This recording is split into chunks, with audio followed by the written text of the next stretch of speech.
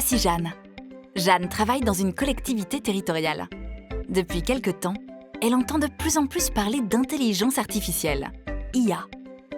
Ce qu'elle ignore, c'est que l'IA est née dans les années 50 et qu'elle l'utilise tous les jours sans le savoir. Pour déverrouiller son téléphone, pendant ses achats en ligne, pour se garer, et lorsqu'elle demande à son assistant vocal de mettre de la musique. Mais qu'est-ce que l'IA ?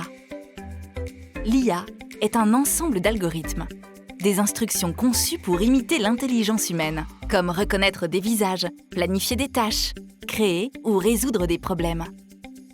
Loin d'être magiques, ces algorithmes sont basés sur des probabilités et des hypothèses, et ils fonctionnent grâce à des données, aussi appelées data.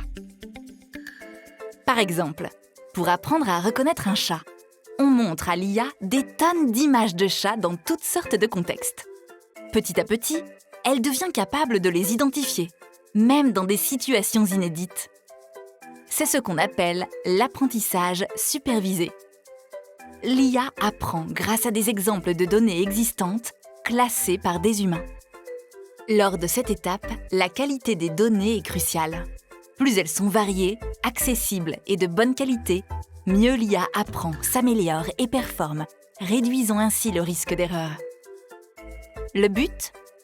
Plus les systèmes d'IA sont performants, mieux ils peuvent nous assister dans des domaines aussi variés que la santé, la mobilité, l'accessibilité et la sécurité.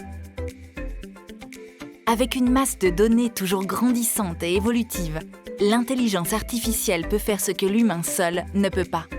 Traiter des millions d'informations en un éclair. Mais attention, même avec ses super capacités, l'IA reste un outil au service de l'humain.